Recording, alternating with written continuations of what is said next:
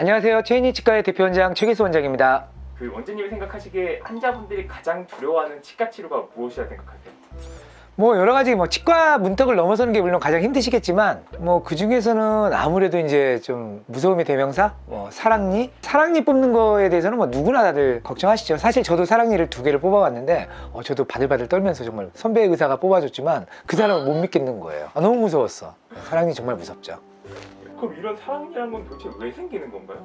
이건 그냥 운명적으로 결정된 거예요. 그러니까 무슨 이유가 없어. 역사적으로 보면 이제 저희가 학교에서 배우기로는 예전에 원시인 시대 때는 막 야생 음식을 먹지 않습니까? 그러니까 이제 많이 씹고 오래 씹고 힘 세게 씹고 이러니까 악골 이런 데가 이제 컸던 거예요. 그러니까 한마디로 치아가 들어설 만한 운동장이 컸기 때문에 사랑니도 충분히 그 자리에 다 이렇게 세워질 정도의 넓은 악골을 갖고 있었고, 사랑니도 올바르게 우리의 지금 현재 앞니들처럼 제대로 잘 서서 나왔겠죠. 그런데 이제 오랜 세월 문명이 발달하면서 이제 음식이 불에 굽는 음식들을 먹고 그러다 보면 저장력이 그리 필요하지 않게 됐고, 그러다 보면 이제 얼굴이 점점 작아졌겠죠.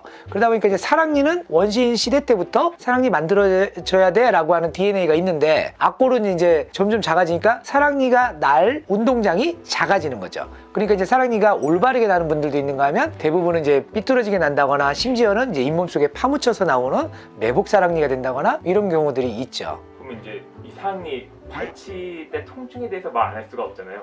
솔직히 사랑니 발치 통증 어느 정도입니까?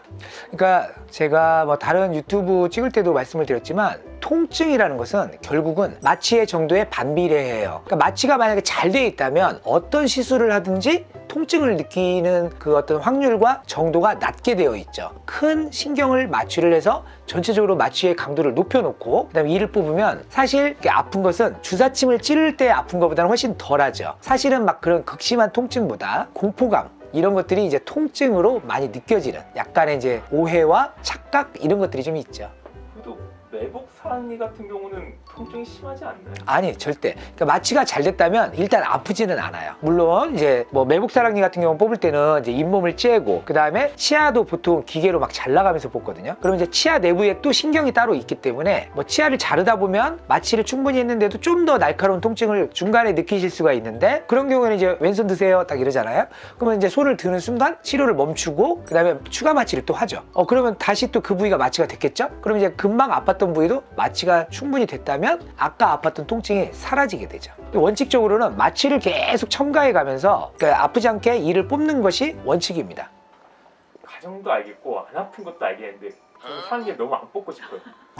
치과 무서워요. 아무리 그 PD님 상당히 고집이 세셔. 저번에는 그래도 병원을 안 가고 싶다고 해가지고 그러더니 왜 이렇게 고집을 이런 사랑니 그냥 아픈데도 만약에 방치하게 되면 어떤 일이 그러면 정말 고생하죠. 만약에 아픈데 정말 안 뽑는다, 사랑니가 아프다 라고 하면 보통 크게 2가지 이유인데, 사랑니가 썩었거나 또는 사랑니 주변에 잇몸 주변이 부었거나 그래서 염증이 생겼거나인데, 사랑니가 썩었다 근데 그것 때문에 아픈데 내버려둔다, 그것은 이가 많이 썩어서 신경치료 안 하고 내버려두는 거하고 똑같아요. 그럼 결국은 치아 내부를 고스란히 신경을 다 파먹고 들어가면서 극심한 통증, 그러니까 결국 환자분은 견디지 못할 통증에 사로잡히게 되고, 그 통증마저 내가 이겨내겠다 라고 하면 이제 이가 서서히 죽겠죠. 그러면 이제 사랑니 주변에 또 염증이 막 퍼져요. 그럼 이제 볼이 땡땡하게 부어오르면서 흔히 드라마에서 나오는 욱 이렇게 되는 현상이 벌어지죠.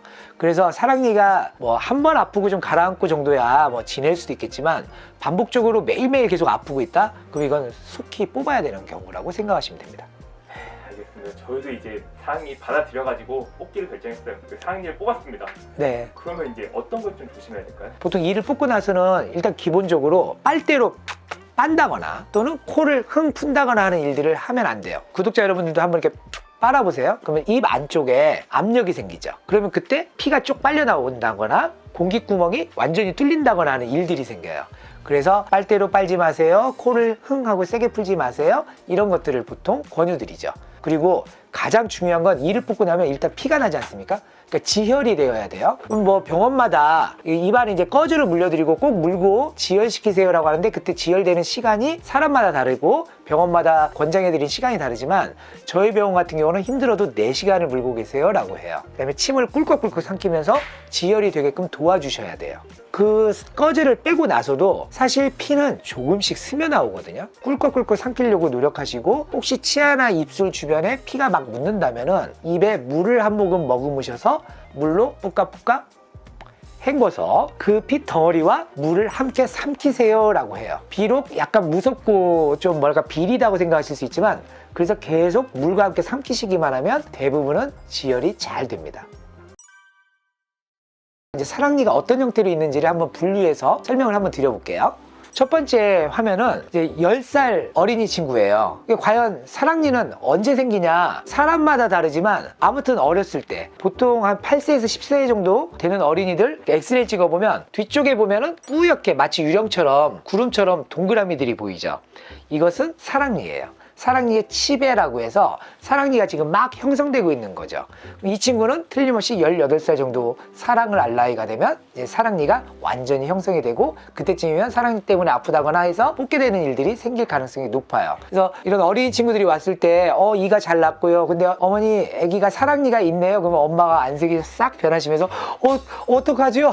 근데 뭘 어떡해. 그냥 사랑니는 정해진 거야. 그냥 나중에 만들어지고 불편하면 뽑으면 되는 이렇게 긍정적으로 생각하시면 됩니다.